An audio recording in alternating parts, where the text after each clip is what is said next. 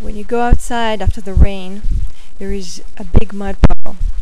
The dirt is very wet, and it will dry. And when it will dry out, the mud will crack, and it would look like cornflakes. Digging in a more solid mud, you can collect a handful and form it into a ball. If it is too dry and crumbly, you can mix it in with some water or with very soft mud to make the mud more easier to form, very similar to the clay we use in class.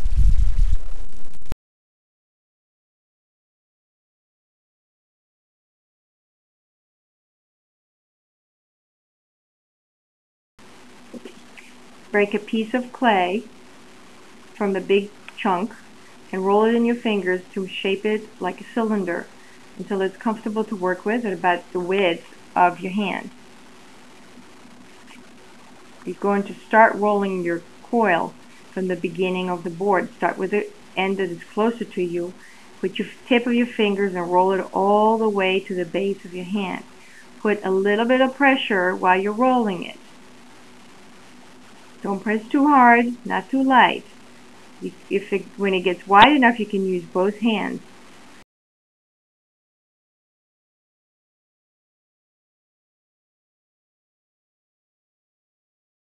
Start at the base of the board, the tip of your fingers, and roll it all the way until the base of your hand. Keep doing it until the coil is even.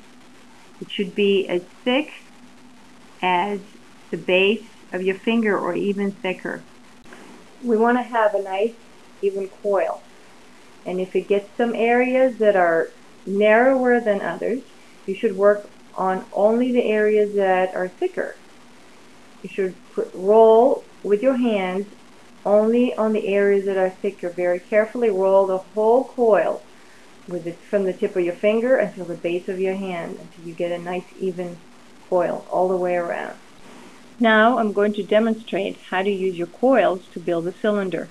Here I have the coils that I made last time. It's on a tray with a round base, some slip, and we're going to use the slip to connect the pieces of clay together, the coils and the base to each other, just like we use glue for paper in a collage.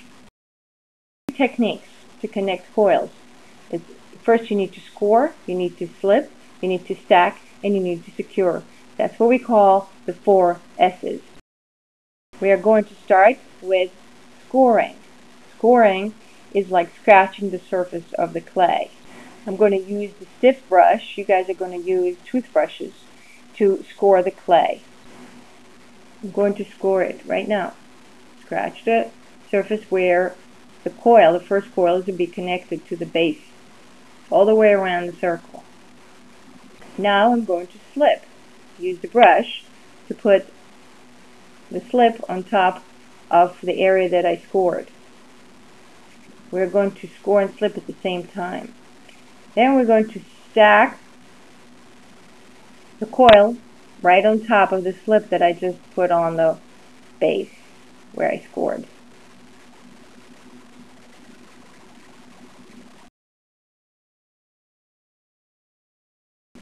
And we need to secure it. I'm going to push down. It is very important to secure. If you don't secure, the coil is going to come apart after the clay dries.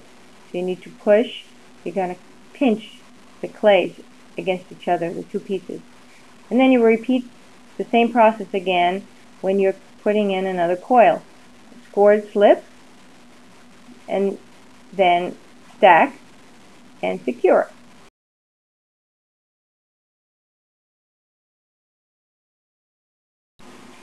After I stacked and secured 3 simple coils on top of the base, I can add some fancy design with the coils.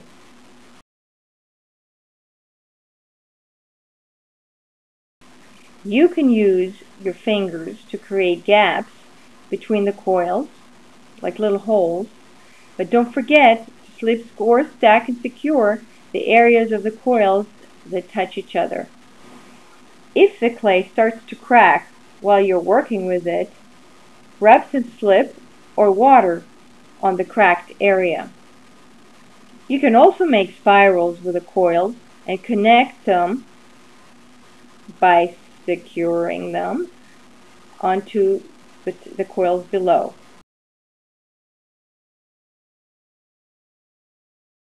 Score, slip, stack, and secure, and you will be very successful. I like to finish my cylinder with one plain coil on the very top of all my fancy coils. That keeps everything together. Don't forget the 4 S's: score, slip, stack, and secure. In order to get a nice even cylinder, you must stack the coils on top of each other very evenly. It is very similar to a tower of wooden blocks. If you don't put the blocks on top of each other, but rather on their side, it will collapse. So you must make sure that you put the coils on top of each other. If you put them inside, you will end up with a cone.